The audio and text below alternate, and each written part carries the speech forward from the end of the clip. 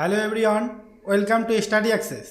দেখো, আজ আমরা আলোচনা করব রেলওয়ে প্রিভিয়াস ইয়ার কোশ্চেন অর্থাৎ 2018 সালের কোশ্চেনগুলো নিয়ে। আমরা যে আলোচনা সেশনটি শুরু করেছিলাম সেই সেশনের সেট নাম্বার 6 আজকে আমরা আলোচনা করব। তো চলো দেখে নিই প্রথম কোশ্চেন কি রয়েছে। তো দেখো, প্রথম কোশ্চেনে রয়েছে একটি অবতল আয়নায় ভার্চুয়াল বলতে দেখো এখানে অসৎ বিম্বকে বোঝায়। তাহলে ভার্চুয়াল মানে অসৎ, তারপর যে সম্প্রসারিত এবং খাড়া ইমেজ পেতে বস্তু কোথায় স্থাপন করা উচিত তা বলো। অর্থাৎ একটি অবতল দর্পণে ভার্চুয়াল সম্প্রসারিত খাড়া ইমেজ পেতে আমরা বস্তুটিকে কোথায় স্থাপন করব অবতল দর্পণের সামনে, এটা এখানে কিন্তু বলতে হবে। তো দেখো, এখানে কিন্তু রাইট অ্যান্সার হয়ে যাচ্ছে ফোকাস এবং মেরুর মধ্যে। এখানে কিন্তু রাইট অ্যান্সার অপশন বি। কিন্তু দেখো কীভাবে হচ্ছে, দেখো অবতল দর্পণের ক্ষেত্রে আমরা ফোকাস এবং পোল যেটা মেরুর রয়েছে, এই মেরুর মধ্যে একদম মাঝখানে না, যে কোনো মেরুর মধ্যে যে কোনো স্থানে যদি আমরা কোনো বস্তুকে রাখি, এদের মধ্যে যদি আমরা কোনো বস্তুকে রাখি, তাহলে কিন্তু সেটা কি হবে, সবসময় অসৎ বিম্ব হবে এবং সমশীর্ষ হবে। তারপরে কি হতে পারে, এই দর্পণের পশ্চাতে এর প্রতিবিম্বটা তৈরি হবে সবসময় দর্পণের পশ্চাতে অর্থাৎ পিছন দিকে, আর প্রকৃত বস্তুর থেকে কি হবে, অনেকটা বড় হবে। এটা এখান থেকে তোমরা মনে রাখবে। আর একটা জিনিস যেটা মনে রাখবে তোমরা এখান থেকে, একমাত্র অসৎ বিম্ব অবতল দর্পণের ক্ষেত্রে, এই অবতল দর্পণের ক্ষেত্রে কিন্তু একমাত্র অসৎ বিম্ব তৈরি হয় কখন, যখন আমাদের কোনো বস্তু ফোকাস এবং মেরুর মধ্যবর্তী অঞ্চলে থাকবে, তখনই কিন্তু অসৎ বিম্ব তৈরি হয়। আর বাকি সব ক্ষেত্রে কিন্তু সৎ বিম্ব তৈরি হয়। তাহলে একমাত্র ফোকাস এবং মেরুর মাঝখানে থাকলে কি হচ্ছে, অসৎ বিম্ব তৈরি হচ্ছে। তাই এখানে রাইট অ্যান্সার হয়ে যাচ্ছে কি, ফোকাস এবং মেরুর মধ্যে। তো চলো আরও কিছু দেখে নিই আমরা। দেখো, অবতল দর্পণের ক্ষেত্রে আর কি হবে, যখন ফোকাসের মধ্যে কোন বস্তুটি থাকবে তখন কি হবে, তখন কিন্তু আমাদের যে প্রতিবিম্বটা তৈরি হবে এর প্রতিবিম্ব কিন্তু ঠিক অনেক দূরে অর্থাৎ ইনফিনিটি প্রকৃত বস্তু থেকে বহু দূরে তৈরি হবে। তারপরে কি হবে, সৎবিম্ব। আমি বলছিলাম যে অসৎবিম্ব একমাত্র ফোকাস এবং মেরুর মধ্যে থাকলে তাহলেই অসৎবিম্ব হয়, তাছাড়া সব ক্ষেত্রে সৎবিম্ব হয়। তাহলে এখানে কি হবে, সৎবিম্ব হবে। তারপরে কি হবে, লম্বভাবে উল্টো হবে, অর্থাৎ এটা উল্টো হয়ে গেছে। দেখো এর মাথাটা দেখো যেদিকে আছে এর কিন্তু উল্টো দিকে আছে, দেখো তার মানে এটা কি হবে, উল্টো হবে, আর প্রকৃত বস্তুর থেকে অনেক কি বড় হবে। আর একটা দেখো এখানে রয়েছে অবতল দর্পণের ক্ষেত্রে আর কি হতে পারে, যখন আমাদের বস্তুটি সি অর্থাৎ সেন্ট্রি অফ কার্ভেচার, অর্থাৎ যখন আমরা সির মধ্যে রাখবো অর্থাৎ সেন্টার অফ কার্ভেচার এবং ফোকাস লেন্থ যেটা রয়েছে সেই ফোকাল লেন্থের মাঝখানে রাখবো বস্তুটিকে, তাহলে কিন্তু আমাদের যে প্রতিবিম্বটা তৈরি হবে সেই প্রতিবিম্বটা কিন্তু আমার বক্রকেন্দ্রের অল্প দূরে থাকবে এবং সৎবিম্ব তৈরি হবে এবং লম্বভাবে উল্টো থাকবে। দেখো এটা উল্টো রয়েছে, এর মাথাটা রয়েছে উপর দিকে, এর রয়েছে নিচ দিকে। প্রকৃত বস্তুর থেকে যথেষ্ট বড় হবে। প্রকৃত বস্তু যে রয়েছে দেখো এটার থেকে অনেকটাই বড় রয়েছে, তাহলে প্রকৃত বস্তু থেকে কী হবে, যথেষ্ট বড় হবে। তারপরে দেখো রয়েছে অবতল দর্পণের ক্ষেত্রে আরেকটি নিয়ম রয়েছে। দেখো, যখন বক্র কেন্দ্রে থাকবে কোনো বস্তু তখন কিন্তু বক্র কেন্দ্রেই তার কি হবে, তার প্রতিবিম্ব তৈরি হবে। দেখো এখানে রয়েছে এইভাবে, তারপরে এটা কি হবে, সৎবিম্ব এবং লম্বভাবে উল্টো থাকবে এটা কিন্তু। আর প্রকৃত বস্তু থেকে কী হবে, সম আকৃতির হবে, একদম সমান হবে। এটা কিন্তু আসতে পারে অনেক সময় যে অবতল দর্পণের ক্ষেত্রে বস্তুটিকে কোথায় রাখলে তার প্রতিবিম্ব সমান হয়। এখানে কিন্তু দেখো তখন কিন্তু রাইট অ্যান্সার হয়ে যাবে কি, আমাদের বক্র কেন্দ্রে কিন্তু রাখলে এটা কি হয়, প্রতিবিম্ব সমান হয়ে থাকে। পরবর্তীতে দেখো রয়েছে অবতল দর্পণের ক্ষেত্রে যখন আমরা ইনফিনিটিতে রাখবো, আমরা অনেক দূর অর্থাৎ বক্রকেন্দ্র থেকে অনেকটাই দূরে যখন আমরা কোনো বস্তুকে রাখবো, তখন কিন্তু আমাদের যে প্রতিবিম্বটা তৈরি হবে সেটা হচ্ছে আমাদের বক্রকেন্দ্র এবং ফোকাসের মধ্যবর্তী স্থানে কিন্তু এর প্রতিবিম্বটা তৈরি হবে। আর এই যে প্রতিবিম্বটা তৈরি হবে সেটা কিন্তু সৎবিম্ব এবং লম্বভাবে উল্টো থাকবে, ঠিক উল্টো থাকবে এটা।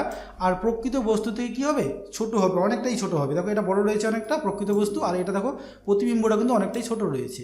তারপরে দেখো রয়েছে পরেরটাতেই, দেখো এখানে যখন আমরা কোনো বস্তুকে বক্রকেন্দ্র থেকে অনেকটাই দূরে অর্থাৎ অনেক দূরে যখন রাখবো, দেখো অনেক দূরে রাখা রয়েছে, তখন কিন্তু আমাদের যে প্রতিবিম্বটা তৈরি হবে সেটা কিন্তু ফোকাসে প্রতিবিম্বটা তৈরি হয়ে থাকে। আর এই প্রতিবিম্বটা সবসময় সৎবিম্ব হয় এবং লম্বভাবে উল্টো থাকে, উল্টো দিকে থাকে। আর প্রকৃত বস্তু থেকে কী হয়, অনেক ছোটো হয়। দেখো অনেকটাই ছোট রয়েছে প্রকৃত বস্তুর থেকে, তো এখন কিন্তু এইটা হয়ে যাবে। তো তোমরা এগুলো ভালো করে মনে রাখবে। তো চলো পরবর্তী কোশ্চেন দেখে নিই। দেখো পরবর্তী কোশ্চেনে রয়েছে গণিতজ্ঞ ড্যাশ প্রথম শূন্যের ধারণা প্রদান করেন, অর্থাৎ কোন গণিতজ্ঞ প্রথম শূন্যের ধারণা তোমার প্রদান করে। এখানে রাইট অ্যান্সার কী হয়ে যাবে, এখানে কিন্তু রাইট অ্যান্সার হয়ে যাচ্ছে আর্যভট্ট। ইনি প্রথম কিন্তু শূন্যের ধারণা প্রদান করেন। অপশন সি হচ্ছে এখানে রাইট অ্যান্সার। দেখো আর্যভট্ট প্রথম শূন্যের ধারণা দিলেও কিন্তু শূন্যের জনক কিন্তু বলা হয় কাকে, শূন্যের জনক কিন্তু বলা হয় ব্রহ্মগুপ্তকে। আর এই শূন্যের জনক বা ফাদার অফ জিরো বলা হয় কাকে, ব্রহ্মগুপ্তকে কিন্তু ফাদার অফ জিরো বলা হয়। কেন? এই ব্রহ্মগুপ্ত কিন্তু এই শূন্যকে ব্যাপকভাবে আলোচনার শীর্ষে নিয়ে গিয়েছিলেন এবং শূন্যটাকে কিন্তু তিনি আবিষ্কার করেছিলেন। আর প্রথম শূন্যের ধারণা দিয়েছিলেন কে? আর্যভট্ট। আর এখান থেকে যেটা মনে রাখবো সেটা হচ্ছে অঙ্কের জনককে। অঙ্কের জনক কিন্তু আর্কিমিডিস। আর্কিমিডিস কিন্তু হচ্ছে আমাদের অঙ্কের জনক। আর যদি বলে ভারতের অঙ্কের জনককে, ভারতের অঙ্কের জনক কিন্তু হচ্ছে আমাদের আর্যভট্ট। ইনি হচ্ছেন আমাদের কি ভারতের অঙ্কের জনক। পরবর্তী কোশ্চেন দেখো রয়েছে international bank for research and development কোন গোষ্ঠীর অংশ? অর্থাৎ এই যে লেখা রয়েছে ইন্টারন্যাশনাল ব্যাংক ফর তোমার রিসার্চ অ্যান্ড ডেভেলপমেন্ট, এটি কোন গোষ্ঠীর অন্তর্ভুক্ত? এখানে কিন্তু রাইট অ্যান্সার হয়ে যাবে কি অপশন ডি, বিশ্ব ব্যাংকের অন্তর্ভুক্ত। তো দেখো আমাদের যে বিশ্ব ব্যাংক গ্রুপ রয়েছে সেটি কিন্তু 5টি প্রতিষ্ঠান নিয়ে গঠিত। এই বিশ্ব ব্যাংক গ্রুপ যেটি রয়েছে এটি কি? প্রথম হচ্ছে ইন্টারন্যাশনাল ব্যাংক ফর তোমার রিকনস্ট্রাকশন অ্যান্ড ডেভেলপমেন্ট। এটা কিন্তু এখানে একটু গন্ডগোল রয়েছে, রিসার্চ দেওয়া রয়েছে, এখানে কিন্তু কী হবে? রিকনস্ট্রাকশন। তো রিকনস্ট্রাকশন অ্যান্ড ডেভেলপমেন্ট। তারপরে দেখো রয়েছে 2 নম্বরে, সেটা হচ্ছে ইন্টারন্যাশনাল ডেভেলপমেন্ট অ্যাসোসিয়েশন, যেটাকে বলা হয় আইডিএ। আর প্রথমেরটা ছিল কি? আইবিআরডি। তারপরে যেটা 3 নম্বরে রয়েছে সেটা হচ্ছে ইন্টারন্যাশনাল ফিনান্স কর্পোরেশন, যেটাকে বলা হয় আইএফসি। তারপরে রয়েছে multilateral investment guarantee agency, যেটাকে বলা হয় কি? MIGA, MIGA. তারপরে কিন্তু রয়েছে international centre for settlement of investment disputes, এটাকে কি বলা হয় শর্ট ফর্মে? ICSID। আর এখান থেকে যেটা মনে রাখবে সেটা হচ্ছে ভারত কিন্তু এদের মধ্যে প্রথম যে 4টি রয়েছে এই প্রথম 4টিতে কি সদস্য রয়েছেন ভারত, আর একমাত্র লাস্টে যেটা রয়েছে যেটাকে বলা হচ্ছে international centre for settlement of investment disputes, এটার কিন্তু সদস্য ভারত নয়। আর এখান থেকে যেটা মনে রাখবো, এই যে ওয়ার্ল্ড ব্যাংক গঠিত হয়েছে, ওয়ার্ল্ড ব্যাংক কিন্তু প্রথম দুটো দিয়ে গঠিত হয়েছে। যেমন যেটা প্রথম হচ্ছে রয়েছে তোমার IBRD আর হচ্ছে IDA, এই দুটো দিয়েই কিন্তু আমাদের ওয়ার্ল্ড ব্যাংক গঠিত হয়েছে। এখান থেকে দেখো IBRD যে রয়েছে, এই IBRD সদস্য দেশ কয়টি? 189টি কিন্তু রয়েছে IBRD সদস্য। আর দ্বিতীয় যে রয়েছে IDA, এটি কিন্তু সদস্য রয়েছে কতটি দেশ? 172টি দেশ কিন্তু সদস্য রয়েছে। আর বিশ্ব ব্যাংকের হেডকোয়ার্টার কোথায়? এই যে ওয়ার্ল্ড ব্যাংক রয়েছে, এই ওয়ার্ল্ড ব্যাংকের হেডকোয়ার্টার কোথায় রয়েছে? ওয়াশিংটন ডিসিতে কিন্তু তোমাদের ওয়ার্ল্ড ব্যাংকের হেডকোয়ার্টার রয়েছে। আর এর প্রেসিডেন্ট বর্তমানে কিন্তু প্রেসিডেন্ট রয়েছেন কে? ডেভিড মালপাস কিন্তু রয়েছেন বর্তমানে ওয়ার্ল্ড ব্যাংকের প্রেসিডেন্ট। এটা এখান থেকে তোমরা মনে রাখবে। পরবর্তী কোশ্চেন দেখো রয়েছে ফেনফথেলিনের উপস্থিতিতে ক্ষারটি ড্যাশ দেখায়, অর্থাৎ ফেনফথেলিনের উপস্থিতিতে ক্ষারটি কেমন দেখায়? এখানে কিন্তু রাইট অ্যান্সার হয়ে যাবে কি অপশন সি, অর্থাৎ গোলাপি রঙের কিন্তু দেখায়। তো দেখো এখান থেকে আমরা যেটা মনে রাখবো সেটা হচ্ছে ক্ষারকের জলীয় দ্রবণে কি হয়? লাল লিটমাস নীল হয়ে থাকে, এটা আমরা সবাই জানি। ক্ষারকের জলীয় দ্রবণে কি হয়? লাল লিটমাস নীল হয়। আর ফেনফথেলিনের বর্ণ কিন্তু এই ক্ষারকের উপস্থিতিতে কিন্তু কি হয়ে থাকে? গোলাপি রঙের হয়ে থাকে। আর মিথাইল যেটা রয়েছে সেই মিথাইলের কিন্তু মিথাইল অরেঞ্জ যেটাকে বলা হয়, সেই মিথাইল অরেঞ্জে কিন্তু কি হয়? যখন ক্ষারের উপস্থিতি থাকে তখন কিন্তু তার বর্ণ কি হয়ে যায়? হলুদ হয়ে যায়। এখান থেকে তোমরা সেটা মনে রাখবে। পরবর্তী কোশ্চেন দেখো রয়েছে ক্রীড়া কার্যকলাপ হিসাবে যোগব্যায়ামকে সম্প্রতি অনুমোদিত করেছে যে দেশ, সেই দেশের নাম বলুন। অর্থাৎ কোন দেশ এই যে ক্রিয়া কার্যকলাপ হিসাবে যোগব্যায়াম যে রয়েছে এটাকে তোমার অনুমোদন দিয়েছে? এখানে কিন্তু রাইট অ্যান্সার হয়ে যাবে কি? এখানে রাইট অ্যান্সার হয়ে যাবে সৌদি আরব, অপশন এ হচ্ছে এখানে রাইট অ্যান্সার। পরবর্তী কোশ্চেন দেখো রয়েছে প্রথম ভারতীয় হিসাবে কাকে বিশ্ব স্বাস্থ্য সংস্থা, যেটাকে হু বলা হয়, সেই বিশ্ব স্বাস্থ্য সংস্থা দ্বারা ইয়োসান দোগ্রামাচি পরিবার স্বাস্থ্য প্রতিষ্ঠা পুরস্কার প্রদান করেছে? এটি কিন্তু রাইট অ্যান্সার হয়ে যাবে কি? এখানে রাইট অ্যান্সার হচ্ছে আমাদের অপশন বি, অর্থাৎ ডক্টর বিনোদ পাল কিন্তু হয়ে যাবে এখানে রাইট অ্যান্সার। পরবর্তী কোশ্চেনে দেখো রয়েছে ইস্ট সন্ধান প্রক্রিয়া চলাকালীন পাইরুভেট ড্যাশ এবং তোমার CO2-তে রূপান্তরিত হয়, অর্থাৎ এই সন্ধান প্রক্রিয়া যখন চলে তখন পাইরুভেট ড্যাশ এবং CO2 যে রয়েছে সেটিতে রূপান্তরিত হয় কি? এখানে কিন্তু রাইট অ্যান্সার হয়ে যাবে আমাদের অপশন সি, ইথানল কিন্তু হয়ে যাবে এখানে রাইট অ্যান্সার। দেখো সালোক সংশ্লেষের সময় কি হয়? ইস্ট সন্ধান প্রক্রিয়া চলে। আর এই ইস্ট সন্ধান প্রক্রিয়া চলাকালীন কিন্তু উৎপন্ন হয় কি? Ethyl alcohol plus carbon die oxide, এগুলো কিন্তু ইস্ট সন্ধান প্রক্রিয়া চলাকালীন উৎপন্ন হয়। পরবর্তী কোশ্চেনে দেখো রয়েছে কোন ভারতীয় রাজ্য 3টি রাষ্ট্রের সীমানা স্পর্শ করে রয়েছে? নিম্নলিখিত রাজ্যগুলির মধ্যে কোন ভারতীয় রাজ্যটি 3টি দেশের সঙ্গে সীমানা স্পর্শ করে রয়েছে?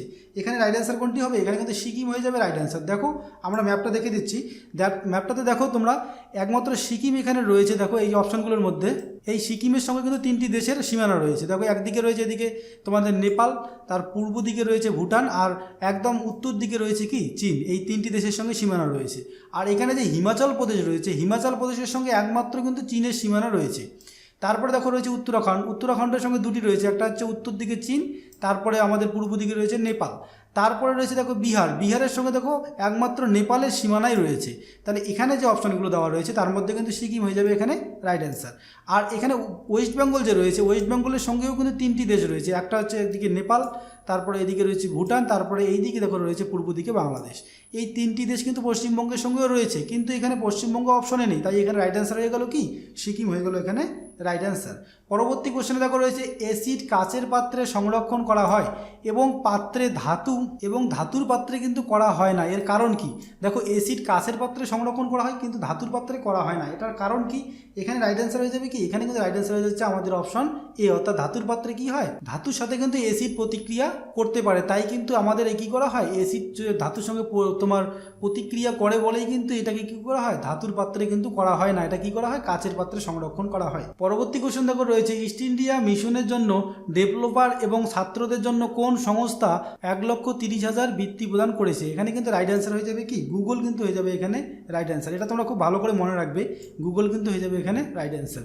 পরবর্তী কোশ্চেনে দেখো রয়েছে নিচের কোনটির ক্যাটায়ন উৎপন্ন করার প্রবণতা সর্বনিম্ন, অর্থাৎ ক্যাটায়ন উৎপন্ন কোনটি সর্বনিম্ন করে থাকে, ক্যাটায়ন উৎপন্ন সবচেয়ে কম করে কোনটি? এখানে কিন্তু রাইট অ্যান্সার হয়ে যাবে কি অপশন সি, অর্থাৎ বোরন হয়ে যাবে কিন্তু এখানে রাইট অ্যান্সার। তো এখানে দেখো তোমরা ধাতু যে ক্যাটায়ন রয়েছে সেই ক্যাটায়ন কি, ধাতুসমূহ তাদের সর্বশেষ শক্তি স্তরে এক বা একাধিক ইলেকট্রন অপসারণ করে যে আয়নে পরিণত হয়, অর্থাৎ যে আয়নে পরিণত করে আর কি, তাকে কিন্তু বলা হয় কি ক্যাটায়ন। ক্যাটায়নে কি হয়, প্রোটনের তুলনায় ইলেকট্রন কম থাকায় এর কি হয়, আধান অর্থাৎ চার্জ যেটা রয়েছে সেটা ধনাত্মক হয় বা পজিটিভ হয়ে থাকে, এটা এখান থেকে তোমরা মনে রাখবে। পরবর্তী কোশ্চেন দেখো রয়েছে কোন দিনটি ভারতের সংবিধান দিবস হিসেবে পালন করা হয়? দেখো এখানে কোন দিনটি ভারতের সংবিধান দিবস হিসেবে পালন করা হয়? এখানে দেখো রাইট অ্যান্সার হয়ে যাবে কি, এখানে রাইট অ্যান্সার কিন্তু হয়ে যাচ্ছে অপশন বি, অর্থাৎ 26শে নভেম্বর কিন্তু এখানে হয়ে যাবে রাইট অ্যান্সার। তো এখান থেকে যেটা আমরা মনে রাখবো সেটা হচ্ছে সংবিধান রচনার কাজ যখন সম্পূর্ণ হয় 1949 সালে 26শে নভেম্বর, ওই দিনেই কিন্তু কি করা হয়, গণপরিষদ কর্তৃক এটি গৃহীত হয়। দেখো এই সংবিধান রচনার কাজ যখন সম্পূর্ণ হয় 1949 সালে 26শে নভেম্বর, তখন কিন্তু কি করে ভারতীয় সংবিধানটিকে কি করা হয় এই দিনটিতে, অর্থাৎ 1949 সালে 26শে নভেম্বর কিন্তু গ্রহণ করা হয়।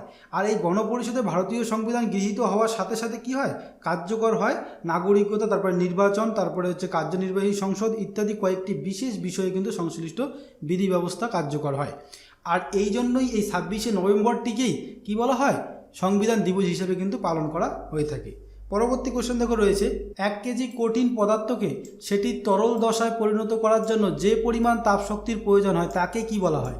দেখো যে পরিমাণ তাপশক্তির প্রয়োজন হয় তাকে কিন্তু কি বলা হয়, এখানে রাইট অ্যান্সার হয়ে যাবে আমাদের ফিউশনের লিন তাপ, এই অপশন সি হয়ে যাবে এখানে রাইট অ্যান্সার। তো এখান থেকে তোমরা যেটা দেখবে সেটা হচ্ছে লিন তাপ কি, দেখো লিনতাপ বা লিন তাপ এটা কি, সাধারণত তাপ গ্রহণ করলে বস্তুর কি হয়, উষ্ণতা বাড়ে এবং তাপ বর্জন করলে কি হয়, বস্তুর উষ্ণতা কমে যায়, এটা আমরা জানি।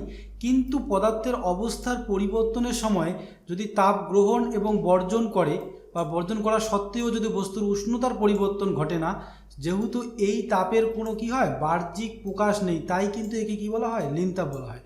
অর্থাৎ এই তাপ যখন হয়, আমরা সাধারণভাবে জানি যে কোনো বস্তুতে যখন তাপ গ্রহণ করে বস্তুর উষ্ণতা বাড়ে এবং বর্জন করলে উষ্ণতা কমে, কিন্তু এই অবস্থায় কী হয়, পদার্থের অবস্থার পরিবর্তনের সময় তাপ গ্রহণ বা বর্জন করা সত্ত্বেও কিন্তু বস্তুর উষ্ণতার কোনো পরিবর্তন ঘটে না, তার জন্য কিন্তু একে কী বলা হয়, লিন তাপ। অর্থাৎ এই তাপটা দেখা যায় না, তার জন্য কিন্তু এটাকে লিন তাপ বলা হয়। তো চলো পরবর্তী কোশ্চেন দেখে নিই। দেখো পরবর্তী কোশ্চেনে রয়েছে 5 কিলোওয়াট ঘন্টা যেটা রয়েছে এটি সমান সমান কী হবে রাইট অ্যান্সার? এখানে কিন্তু রাইট অ্যান্সার হয়ে যাচ্ছে অপশন ডি, অর্থাৎ 18 × 10 টু দি পাওয়ার 6 কিন্তু জুল হয়ে যাবে এখানে রাইট অ্যান্সার।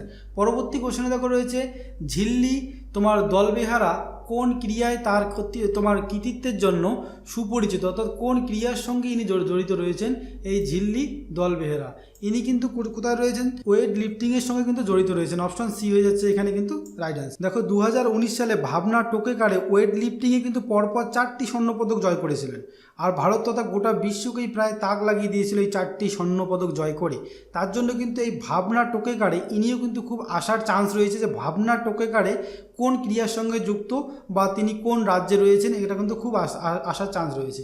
তিনিও কিন্তু ওয়েট লিফটিংয়ের সঙ্গে জড়িত রয়েছেন, এটা কিন্তু এখান থেকে তোমরা মনে রাখবে।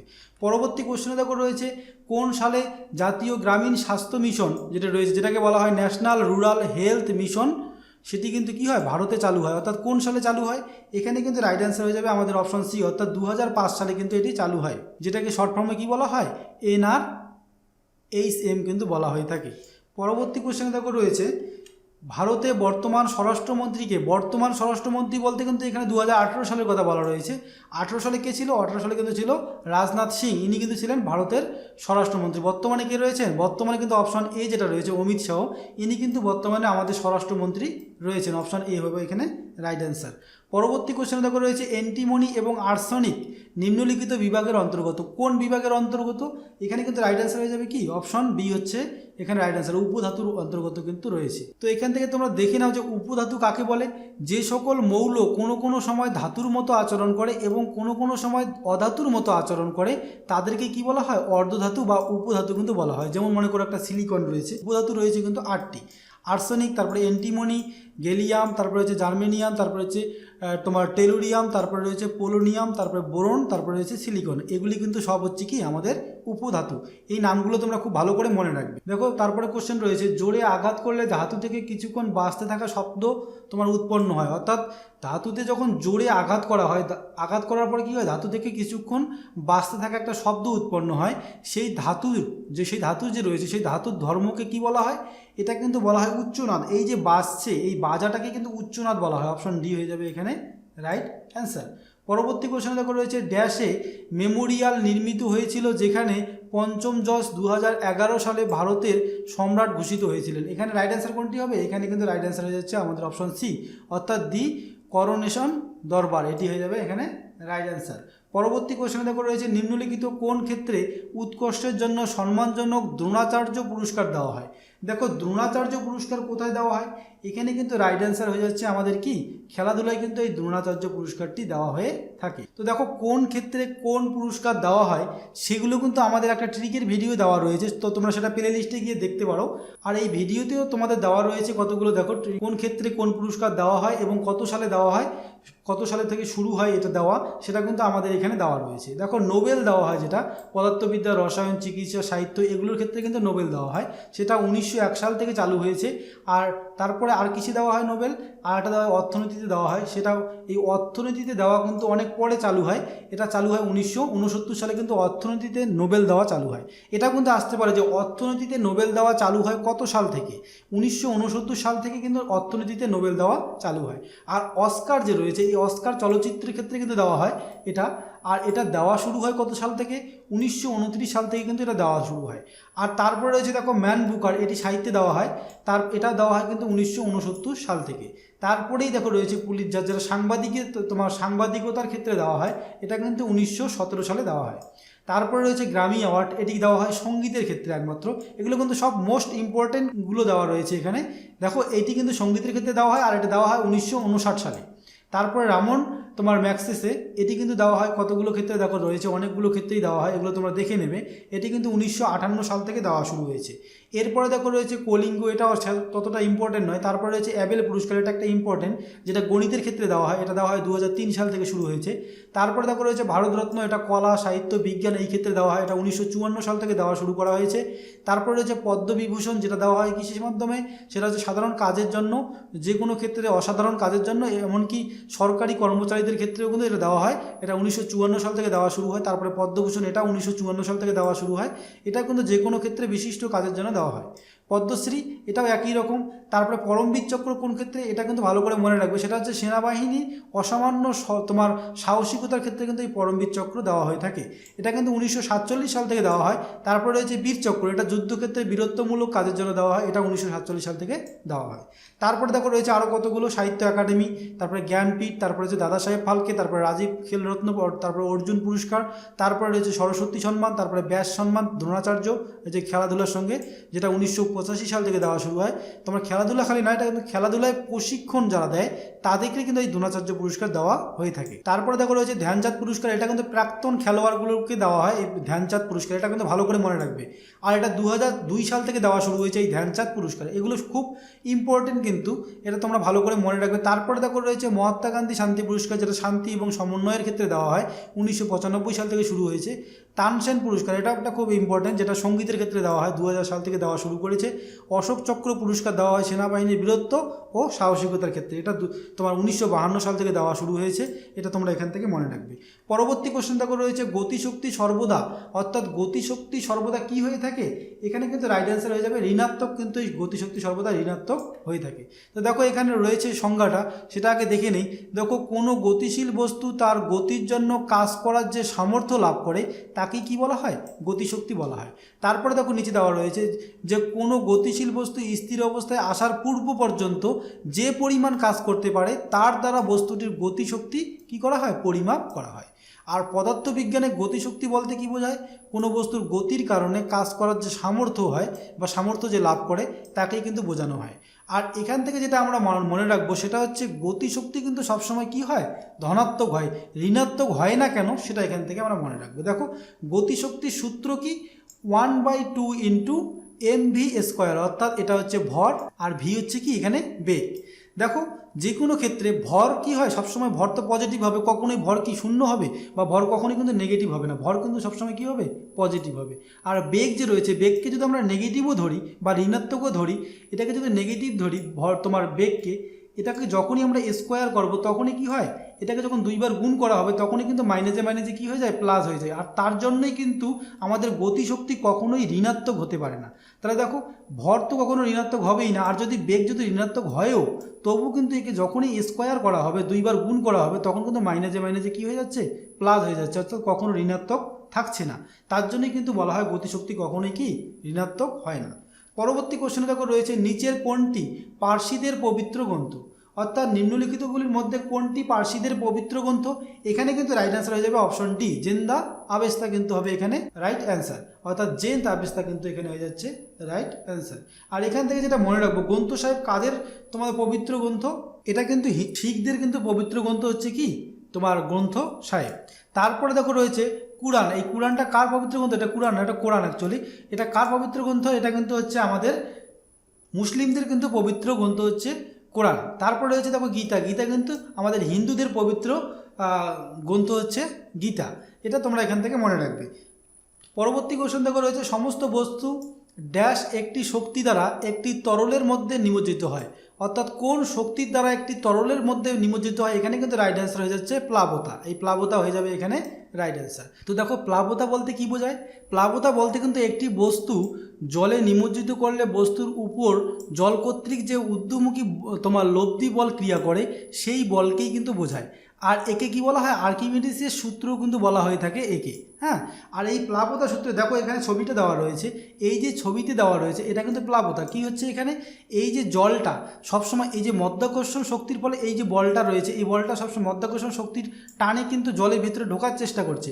আর এই জলটার কি ঊর্ধ্বমুখী যে একটা বল সৃষ্টি হচ্ছে লব্ধি বল, সেই বলের কারণে কি জলটাকে দেখো উপরের দিকে ঠেলে দিচ্ছে আর বলটা কি হচ্ছে, ভেসে আসে, এইটাকেই কিন্তু বলা হয় কি প্লাবতা সূত্র। দেখো তারপরে রয়েছে প্যারেনকাইমা ড্যাশের মধ্যে খাদ্যের সঞ্চয়ের সাথে জড়িত, তাহলে প্যারেনকাইমা কিসের মধ্যে খাদ্যের সঞ্চয়ের সাথে জড়িত, এখানে কিন্তু রাইট অ্যান্সার হয়ে যাবে উদ্ভিদ কিন্তু হয়ে যাবে এখানে রাইট অ্যান্সার। তো দেখো প্যারেনকাইমা কাকে বলে, দেখো এখানে রয়েছে এটা প্যারেনকাইমা।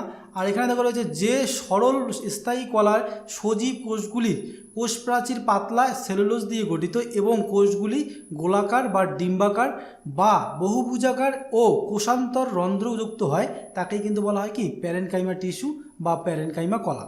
আর এই প্যারেনকাইমা টিস্যু কোথায় রয়েছে, উদ্ভিদের বেশিরভাগ অংশেই কিন্তু এই প্যারেনকাইমা টিস্যু রয়েছে। আর এই যে প্যারেনকাইমা উদ্ভিদের বেশিরভাগ অংশেই এই যে কলা অবস্থিত থাকে, এই উদ্ভিদের মূল, কাণ্ড, পাতা, ফুল, ফল প্রভৃতি নরম অংশে কিন্তু এই প্যারেনকাইমা দেখা যায়। আর শৈবাল, তারপরে মস জাতীয় যে উদ্ভিদরা রয়েছে, এই উদ্ভিদগুলো কেবল কি প্যারেনকাইমা কোষ দিয়ে কিন্তু তৈরি হয়ে থাকে, এটা তোমরা এখান থেকে মনে রাখবে। তো শুধুমাত্র প্যারেনকাইমা কোষ দিয়ে তৈরি হয়ে থাকে কোন উদ্ভিদ, শৈবাল এবং মস জাতীয় যে উদ্ভিদগুলো রয়েছে সেগুলো কিন্তু শুধুমাত্র প্যারেনকাইমা কোষ দিয়ে তৈরি, এটা তোমরা এখান থেকে মনে রাখবে। তো বন্ধুরা আজকের ভিডিওটা এই পর্যন্তই ছিল, সম্পূর্ণ ভিডিও দেখার জন্য তোমাদের অসংখ্য ধন্যবাদ।